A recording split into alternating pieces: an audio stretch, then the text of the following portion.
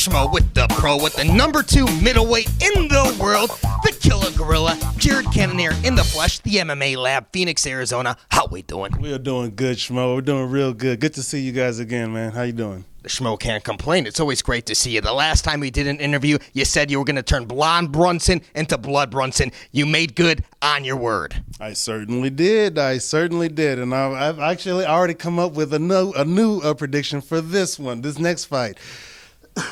And we're going to turn Izzy Adesanya into Easy. It's going to be Easy Adesanya. Easy Adesanya. We like it. It rolls right off the tongue. Yes, it does. After you got your hand raised, you got the victory, you pointed at the boss man, Dana White, man. You said, you're up next. Obviously he agreed with you. Have you interacted with the boss man since that time inside the cage? No, not necessarily. But I have heard through the grapevine that it's gone down, that I am next. Izzy is also a man of his word. And from where I see, he's also has the ability to choose his fights, and he has chosen me as if I'm some sort of Pokemon or something. Ash Ketchum. Hey, man, whatever it takes for me to get in there and get my shot at the title, you know? So I'll put on that Pokemon little Pikachu costume and go in there and shock the world. Yes, indeed. And speaking of the grapevine, the Schmo's been hearing UFC 277, been targeting end of July. Is that what you would hope for if they were to make that happen? End of July, you and Izzy for the title belt. That's perfect timing for me, you know. Knowing that I already had a fight after my last fight, you're in shape from the last camp. It's not going to really take, I already have something to focus on. Getting in the gym is easy as it always is because I love coming here. But when you come in here and really focus on something, it's just like having a head start in the race. I feel like I'm spending all this time now preparing for anything he could present to me, his size, his length, his skill, and even his team behind him. Because I know that they're a huge factor in his fight. So we're preparing for every aspect. We have plenty of time to do so. So, July 30th is perfect. 277, and I heard tell that fight is going to be in Dallas, Texas, my hometown. You know what I'm saying? So I'm sure Izzy gets gets a kick out of the prospect of whooping me in my own town, but I also get a prospect of whooping him in front of my tribe, if you will, picking his decapitated head up and showing it to the fans and out there in the crowd. And he's had his eye on you for a long time. He's called you a dark horse in this division. What challenges do you present that other middleweights have not been able to successfully do so far and beat this man? I don't like to compare myself to other middleweights, so it's hard to see what he sees. I know that I'm supremely confident in myself. Maybe that's what he sees.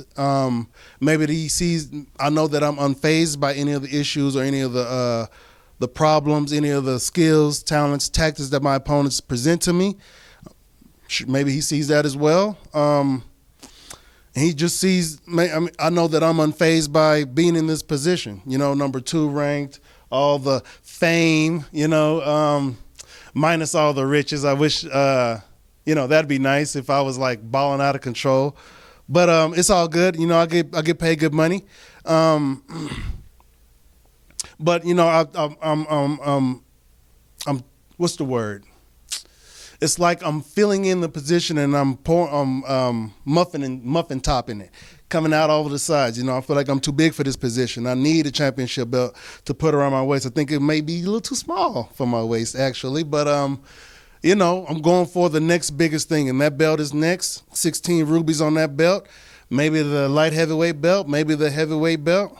Who knows what the future holds? Divisions that you once fought in yourself, too. But can you imagine the UFC wanting to rebook the fight? Let's say you get your hand raised and beat Izzy, unless you beat the man to a bloody pulp. Because of his accolades and what he's done in the middleweight division, do you imagine a scenario where you have an immediate rematch with Israel Adesanya? Absolutely, especially given the fact that it will potentially be a very competitive fight. I want to eliminate that, so I'm trying to manifest something different, like I said. But I'm sure the guy's going to come in there prepared. He's the champ for a reason. And with all due respect, the guy has the skills to pay the bills. So I'm taking this as serious as possible. I know I'm here joking on the camera, although I'm serious at the same time. But I'm approaching this as professional as possible. This is a very serious event, a very serious point of my career as well as his. He wants to add another ruby to his belt, I'm sure, add to his legacy that he's building. So he said it before, money is not, he's not really concerned with money. I feel the exact same way. It's about, for me, it's about the energy I'm creating, the energy I'm digesting, the energy I'm giving out. That's what it is. It's all energy for me. And however it manifests itself, fame, fortune, all that good stuff, that's the way I like it. So which middleweight fight is more worthy of a number one contender fight? Is it Marvin Vettori and Robert Whittaker, or is it Alex Pereira and Sean Strickland? Did you say Robert Whittaker and Marvin Vettori? Yeah. I would say on paper that's definitely the one that's more that's the more contenderish, But there's some hype. There's a lot of hype behind Alex Pereira. A lot of hype and a lot of talent, not to just say he's a hype trainer or anything like that. But and there's a lot of talent behind Sean Strickland. So those guys are right there at that doorstep that I was when I fought Hermanson.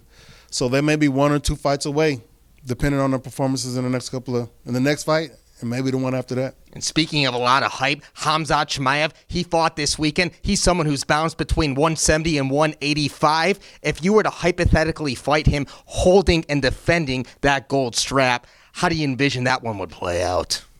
Me maintaining my strap, defending off a bunch of his wrestling takedowns, shrugging off a lot of his power shots that he throws, and taking it to him, showing him why I am who I am and what I can do. Making these guys realize that, I'm not here screaming I'm the king. The king doesn't have to let the world know that he's the king. The world looks at the king and sees, there he is right there, guys. So that's what's going to be happening. And what's your final message for all the Killer Gorilla fans out there worldwide? It's going down, guys. Finally, all this work is coming to fruition. The title shot is next.